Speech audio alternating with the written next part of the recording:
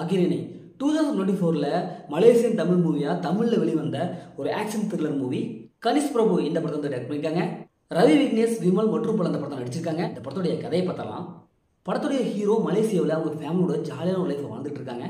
திடீர்னு பார்த்தா இவங்க வீட்டுக்குள்ள ஒரு 3 சைக்கோ புகுந்துடுறாங்க. அந்த சைக்கோ ரெட்டு, எல்லோ, கிரீன் இப்படி 3 விதமான பேர்களில் அழைக்கப்படுறாங்க. இந்த மாதிரி சுச்சுவேஷனில் நம்ம ஹீரோ அவங்க ஃபேமிலி எப்படி அந்த சைக்கோ கிட்ட இருந்து தப்பிக்கிறாங்க, எதற்காக அந்த சைக்கோவுக்கு இப்படி ரெட்டு, ப்ளூ, கிரீன் அப்படிங்கிற பெயர் வந்தது, இறுதியில் என்னாச்சு அப்படிங்கிறதா இந்த படத்துடைய ஒன்லைன்.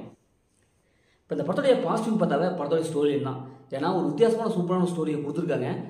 படத்தில் ஃபர்ஸ்ட் ஹாஃப்லேருந்து கடைசி வரைக்கும் எப்படா இவங்க ஹீரோ எப்படா அவங்க ஃபேமிலி அந்த சைக்கோ கூட தப்பிக்கிறாங்க, எப்படி தப்பிப்பாங்க அப்படிங்கிற ஒரு திக் நிமிடங்களை எடுத்திருக்காங்க.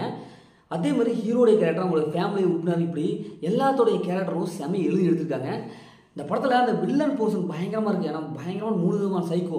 இவன் ஏன் ரெட்டுன்னு சொல்கிறான், இவன் ஏன் பச்சைன்னு சொல்கிறான், இவன் ஏன் எல்லோன்னு சொல்கிறான் அப்படின்ட்டு ஒரு வித்தியாசமான ஒரு ஃப்ளாஷ்பேக் சொல்லியிருக்காங்க. படத்தோடைய சினிமோட கலர்ஃபுல்லாக ஹை குவாலிட்டி மியூசிக் கொடுத்துருக்காங்க. அதே மாதிரி பிஜிஎம் மியூசிக் செம்மையாக இருக்குது. அப்படியே மியூசிக்காக மிரட்டியிருக்காங்க.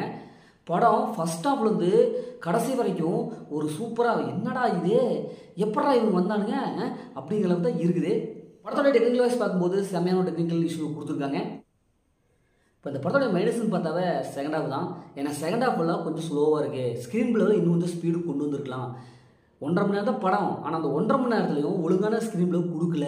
பார்த்து பழக்கப்பட்ட அதே ஸ்க்ரீன் பிளே தான் கொடுத்துருக்காங்க. ஒரு சைக்கோ த்ரில்லர் படம் இப்படி தான் இருக்கும் அப்படிங்கிற ஜேர்னல் தான் இது கொடுத்துருக்காங்க. ஒரு வித்தியாசமான சீன் இவங்க ட்ரை பண்ணவே இல்லை. ஸ்டோரியும் நல்லா இருக்கு. மற்றபடி இன்னும் கொஞ்சம் வித்தியாசமான சீனை ட்ரை பண்ணிக்கலாமோ அப்படிங்கிற மாதிரி தான் நமக்கு படுது. படத்தோடைய கிளைமேக்ஸ் அதே மாதிரி எப்பவும் போல வழக்கமான ஒரு சுமாரான ஒரு கிளைமேக்ஸ் கொடுத்துட்டாங்க. ஏன்னா ஃபர்ஸ்ட் ஹாஃப்லாம் ஒரு சூப்பராக வந்தது படம். ஆனால் செகண்ட் ஹாஃபில் கொஞ்சம் அப்படியே கீழே இறங்கி கடைசியாக கிளைமேக்ஸில் போட்டு விட்டாங்க. இந்த படத்தை ஃபேமிலியாக பார்க்கணும்னா கண்டிப்பாக ஃபேமிலியாக பார்க்கலாம். படத்தில் இல்லை முதல்ல படம் சூப்பராக இந்த படம் ஒரு ஒன் டைம் வச்சு தான் நான் சொல்கிறேன்.